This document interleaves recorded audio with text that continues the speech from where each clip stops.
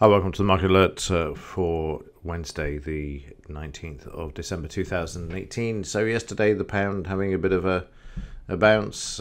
See the buy signals here. The market moving up around 80 pips, I would have thought. Let's just have a quick look at this range. It looks around this, 88.75 for the move, but didn't stay there for long, and then before we know it, we've got a 76% retracement.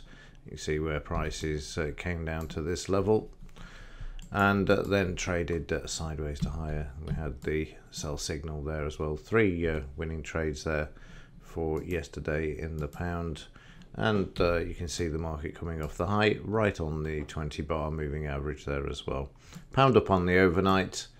And I think it's been announced that the government are going to have the vote on the EU deal, Brexit deal, I think 14th of January. So things should remain fairly calm unless something political comes out, like vote of no confidence. But that'll probably wait until the vote, because it'll give it more gravitas on the basis that it's going to be a major flop anyway. So we'll wait and see.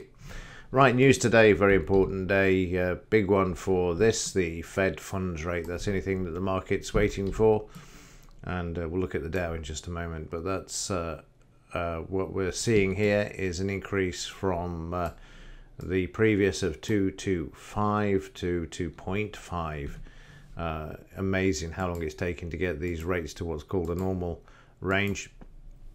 And it's not going to happen anyway. They just pump in the interest rate up, ready for the next recession, so they can drop it all the way back down to zero and below.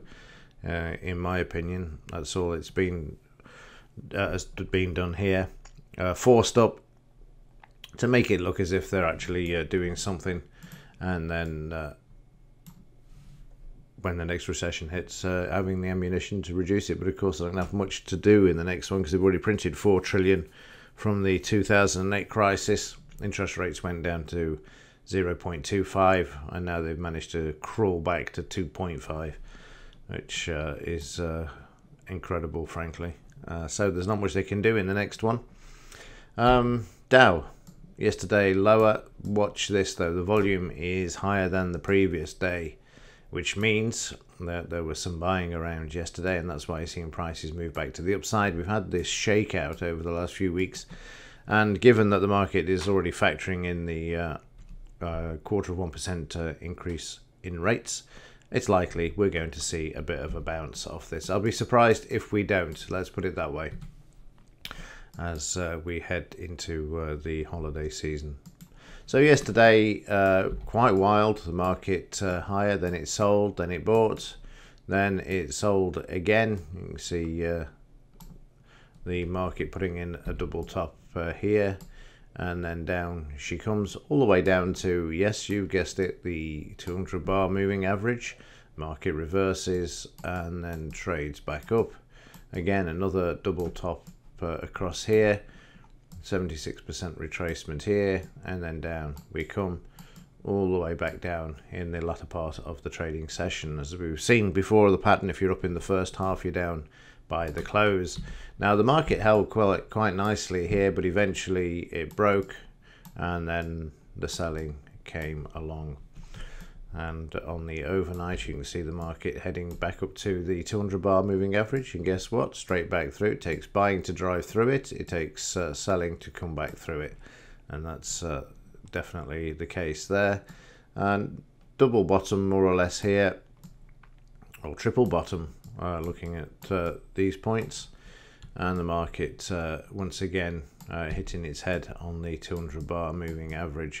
You're seeing a pattern here now in this market alert. It is an incredibly powerful tool that the 200 bar seems to offer here. And then finally in Bitcoin, another update yesterday. The volume's starting to build as well, so we could be starting to see something decent happen in this market. Need a pullback to 76% and then to see if the market's going to move higher or if it's going to go south again. And we'll see what happens there today.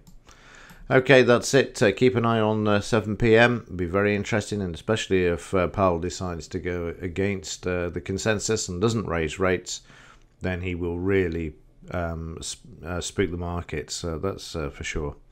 Okay, that's it for this one. As ever, thanks for watching. See you in the next one.